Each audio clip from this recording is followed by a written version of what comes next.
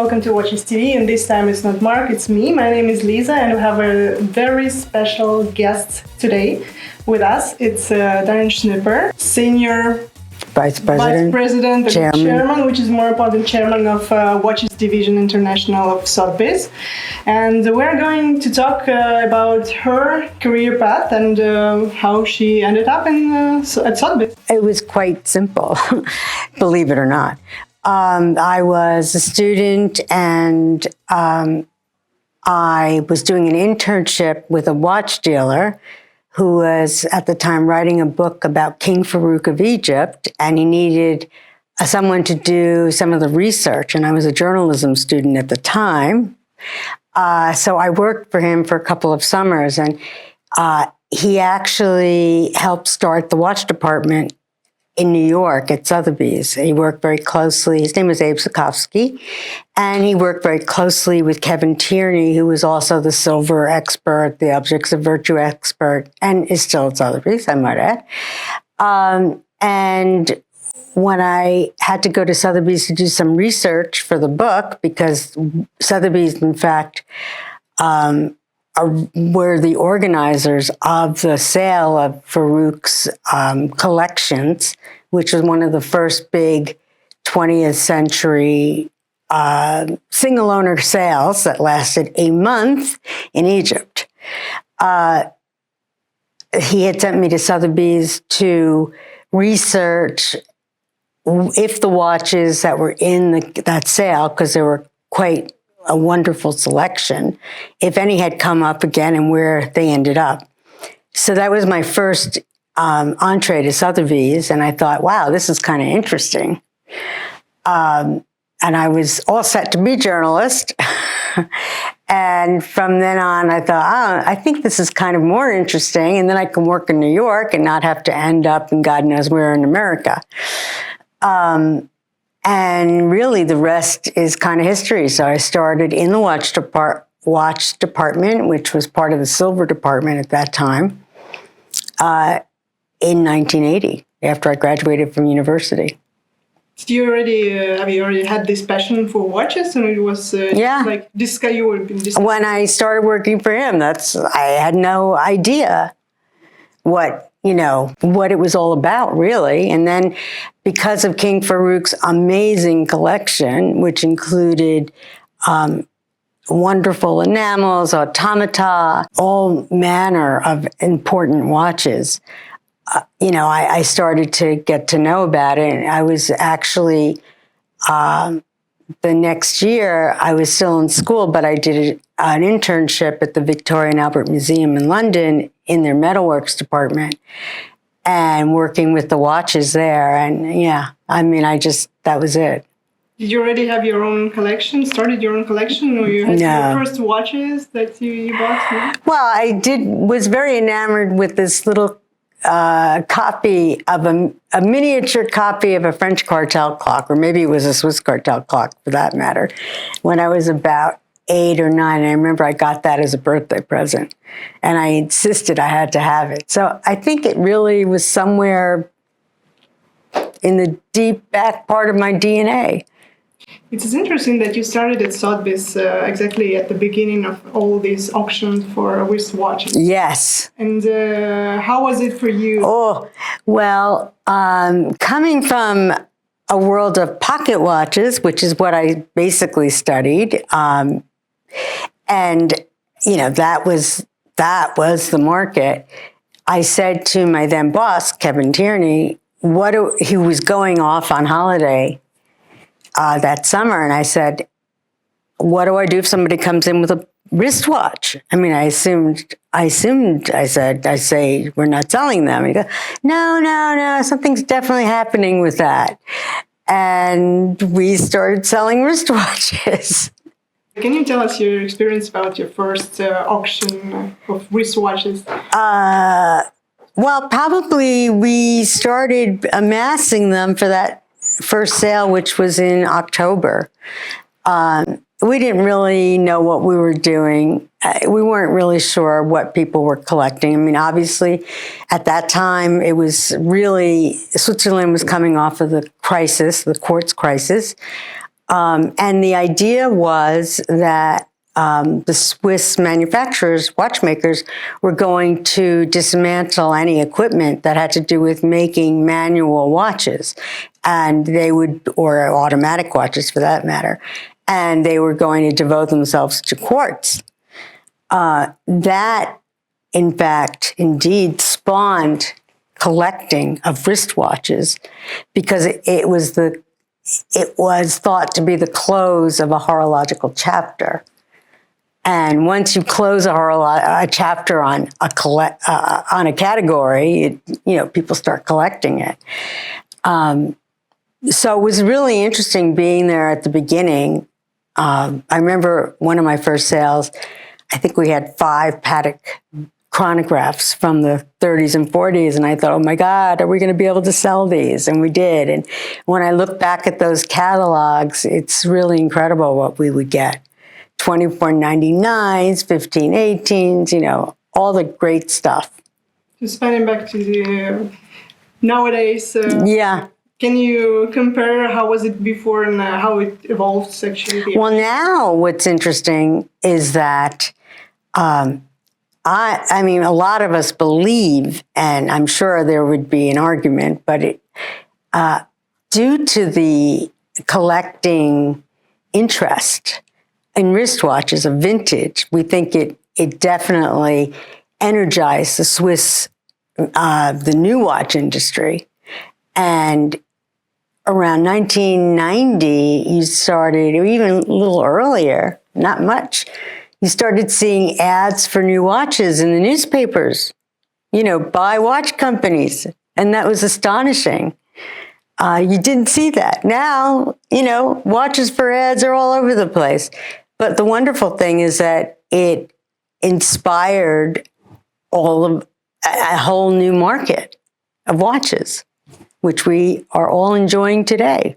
And you've been a pioneer of this market. It's incredible. Yeah. And I read your biography a little bit, and I know that you have tons of fantastic stories about the collections, private collections, yes, and how you sold pieces, especially about Andy Warhol. Could you share it? Yeah, everybody's quite fascinated with Andy Warhol. Because he had a huge collection, actually, of watches. Yeah. I can't remember exactly how many lots. Probably like 200 or 300, I think.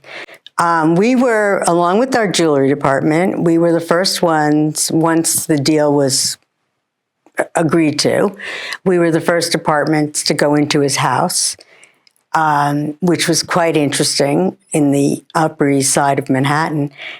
And I think he was all about the chase. He wasn't about the exhibition or enjoying them in a way. So what was interesting was he literally, once he bought it, he never moved it around. And that was much truer of other objects. The watches, of course, they were kept with the jewelry. I can't remember now, but I think it was in a closet. And I think what happened, the other interesting point that I recall was we had the first sale, which was along with a week of sales of his objects, which included furniture, contemporary art, cookie jars, which at the time went crazy. That's important as well. Yeah, I mean, we sold a Gumby watch for something like $2,600, and it was still at Bloomingdale's on the floor to be sold. There were a whole tranche of them. I couldn't believe it. So we did the first sale, and then not very long afterwards, the estate called to say, guess what? We found more watches and more jewelry. So we had a second sale of watches and jewelry the same year in December. I guess that you have more auctions that are more closer to your heart. Which one could you name? I suppose... which one you like the most? Which private collection you like the most? Time Museum, I would have to say. Everything. And that included, that was several years of work. Actually, we started the first group in 1986, and the owner of the Time Museum was a place in Rockford, Illinois. It was considered the Mecca of horology, believe it or not. It's pre-Patek Philippe Museum. And the owner of the collection was a wealthy Midwesterner from Chicago, well, from Rockford, Illinois, called Seth Atwood. And one of the prizes in his collection was the Henry Graves watch. In 1986, he had decided that he wanted to deacquisition pieces. And as a result, we were called in to do the job. And what was fantastic about that visit at that time, because we actually cataloged the pieces there, was that George Daniels came out to work with us, who was our consultant up until his death, and became a good friend.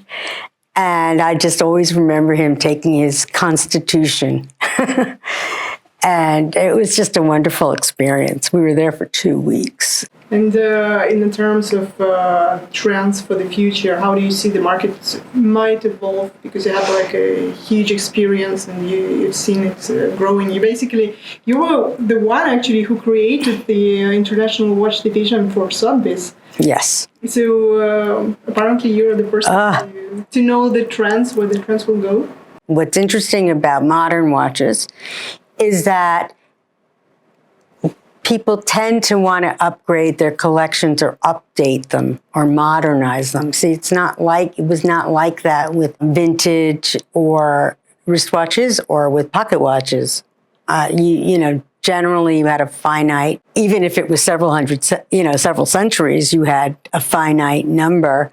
And what's so interesting about this market is that, today a Richard Mille model, an RM 11 can be hot, and tomorrow his next creation. And then people like to upgrade, we find. Let's talk about the prices. So where do you think the market is going now? Well, I think, with all of the online bidding for auction houses, we keep attracting more and more people. And as they get savvier, they know what they want. And I think it really, like any market, will always have its ups and downs, but you'll always get new people that are interested. And the older people will want to update, sell, do different things. Have you noticed also the influx of younger generations? Yes. Oh, yeah. Became interested as well. Yep. Absolutely. The age level has certainly dropped to in their late 20s and early 30s. Do you think it's a good boost for the market? Oh, of course. Yeah. It's fantastic that there's such an interest in watches because, after all, you don't really need a watch. You have your phone. That doesn't matter because a phone is one thing and a watch to wear into the boardroom is something else.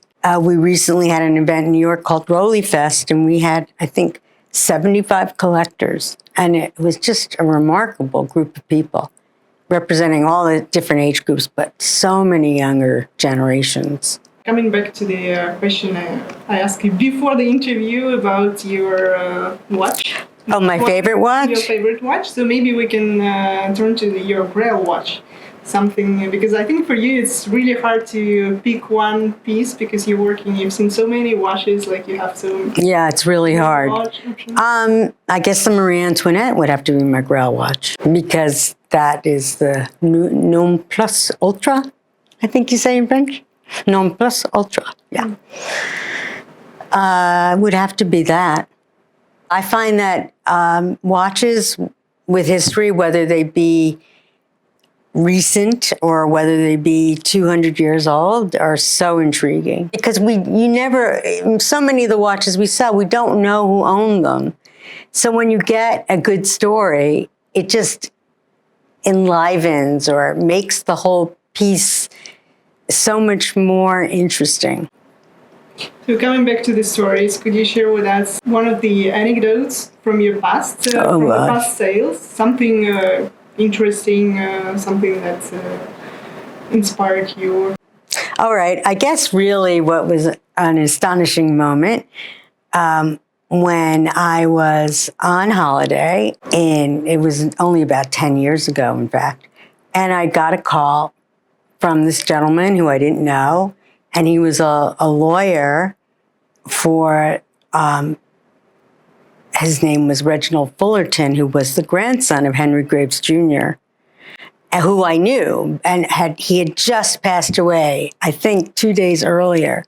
And apparently in his will, he put to call me at Sothebys, and he had kept, although he had sold many pieces, including the Henry Graves Jr., over his lifetime, he had a sort of a core collection. And he said, call Daryn when I die. And it was actually in his will. And we went up there within a few days. And not only did we get his collection, but his children also entrusted us with his archives, which included original letters from Paddock to Henry Graves, also talking about the Henry Graves.